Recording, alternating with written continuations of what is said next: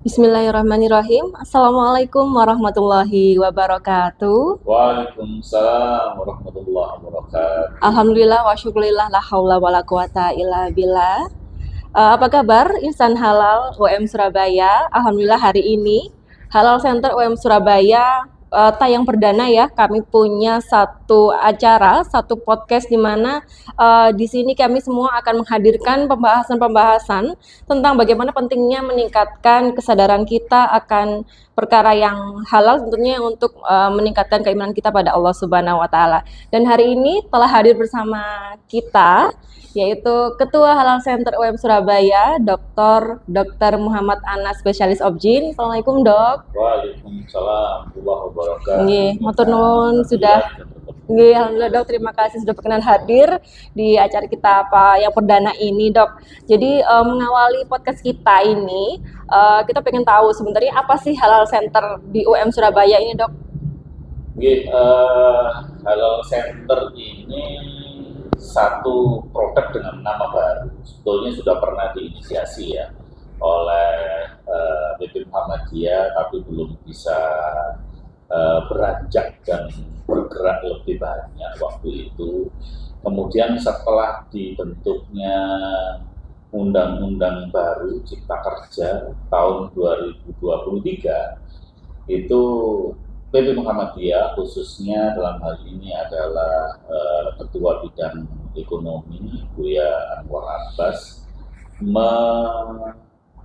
meminta kepada perguruan tinggi, waktu itu sekitar 13 perguruan tinggi, untuk membentuk Halal Center yang sebagai salah satu wujud implementasinya Undang-Undang Cipta Kerja tahun 2023. Iya. Baik. Kalau di UM Surabaya sendiri, Dok, apakah ini termasuk unit kerja yang baru atau kira-kira tahun berapa berdirinya, Dok, Halal Center ini? Sebelumnya sudah pernah diinisiasi waktu itu Pak Waret tiga yang terdahulu, Pak Dr. Mahsun ya. Kemudian tahun 2021 dengan surat dari BP itu diperbarui lagi dan dibentuk semacam unit kerja begitu, unit kerja yang bidang garapnya itu tentang kajian halal dan thayyib. Kemudian ada penelitian dan pengabdian yang terkait dengan halal. Dan satu bagian lagi itu terkait dengan kerjasama. Berarti bisa dikatakan baru ya, Dok, tahun 2021 dan sudah 3 tahun ya, Dok, berarti sudah berjalan di UM Surabaya ini ya. Nah, itu personilnya siapa aja, Dok? Apakah dari luar atau hanya internal UM Surabaya aja, Dok? Alhamdulillah kebetulan personil yang dimasukkan dalam Halal Center untuk menjalankan aktivitasnya itu dari dalam UM Surabaya, jadi Universitas Muhammadiyah Surabaya sendiri, dari berbagai prodi. Ada dari prodi kedokteran, dari farmasi, dari teknik laboratorium medis, kemudian dari Ma'had,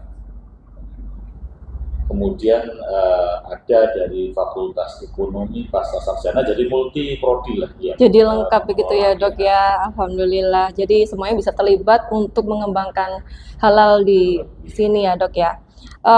Ini kan udah berjalan 3 tahun ya, Dok. Kira-kira programnya apa aja itu, Dok, yang sudah pernah dilakukan? Program dari Halal Center Undang-Undang Surabaya sebetulnya di tahun 2021 itu masih konsolidasi. Jadi kita tim yang baru dibentuk itu karena kualifikasi yang diminta pada saat itu harus ada pemilih halal. Kemudian ada auditor halal. Karena Halal Center yang dibuat di 13 PTNA yang salah satu diantaranya adalah Universitas Muhammadiyah Surabaya, itu nanti menjadi salah satu perwakilan lembaga kajian pemeriksa halal ya, lembaga pemeriksa halal ini para auditor halal ini, kajian halal Thayyib Muhammadiyah. Nah, ini nanti ada salah satu person begitu yang menjadi undergo ya, undergo-nya dari pusat ya. Muhammadiyah dari pusat. Jadi ada perwakilan wilayah di sini gitu ya, Dok ya. Oke. Jadi awal-awal itu masih konsolidasi dulu, kemudian ada pelatihan untuk penyelia, begitu kah, Dok ya? Ya. Di awal itu karena kita belum punya penyelia halal. Jadi waktu itu kita usulkan 5%. 5% yang kita berangkatkan untuk pelatihan penyelia halal sekaligus uji kompetensinya. Yang waktu itu diselenggarakan di Universitas Ahmad Dahlan, karena kebetulan di Universitas Ahmad Dahlan Jogja itu mendapatkan dana hibah itu yang matching fund, dana hibah matching fund. Nah, kemudian diantaranya adalah memfasilitasi pelatihan dari auditor maupun penyelia halal, dan salah satu diantaranya kita ikut bergabung di acara tersebut. Dan itu menjadi SDM yang akhirnya dimiliki Halal Center gitu ya, Dok ya, untuk bisa jalan ke depan begitu? Ya, betul. Jadi dari SDM yang sudah ada itu, yang sudah tersertifikasi oleh BNSP dan sudah punya bekal ini ya. Kemudian dari BPJPH, karena ini kan baru saat pertama, dan ada pengaturan bahwa salah satu model sertifikasi halal itu adalah self-declare dengan pernyataan mandiri pelaku usaha. Nah, Halal Center Universitas Surabaya ini merupakan lembaga pendamping proses produksi halal yang disebutnya di BPJPH itu seperti itu. Nah, kemudian untuk bisa menelurkan atau memproduksi para pendamping proses produk halal, maka harus ada trainernya. Nah, BPJPH waktu itu mengundang UM Surabaya, khususnya Halal Center-nya, untuk mengirimkan personil, dan kita kirimkan 4 orang waktu itu ya, masalah ya. Jadi kita ada 4 orang yang sudah di-training oleh BPJPH sebagai trainer P3H. Dan kita saat ini sudah punya pendamping proses produk halal dari personilnya Halal Center itu sekitar 130-an. Sudah banyak ya, Dok ya, berarti ya. Nah, makin bertambah SDM kita, nah itu berarti fungsinya nanti untuk apa, Dok, di masyarakat? Sebagai pendamping begitu kah untuk membantu proses sertifikasi halal produk UMKM begitu, Dok? Ya, betul. Jadi para P3H, pendamping proses produk halal ini nanti akan mendampingi UMK khususnya ya, yang memproduksi makanan dan minuman agar bisa melakukan proses sertifikasi produknya di BPJPH melalui aplikasi Si Halal. Jadi Halal Center ini salah satunya bisa membantu masyarakat juga untuk membantu mereka mendapatkan sertifikasi halal ya, Dok, untuk produk-produk yang dimiliki oleh pelaku usaha begitu ya, Dok ya? Ya, betul. Alhamdulillah. Untuk ke depan, Dok, harapannya apa nih? Halal Center kan masih baru 3 tahun, kemudian harapannya ke depan nanti pengen Halal Center seperti apa, Dok? Sesuai dengan yang diharapkan oleh pemerintah. Di Indonesia ini kan ada sekitar 65 juta UMK. Banyak banget ya, 65 juta UMK. Dan yang masuk dalam database-nya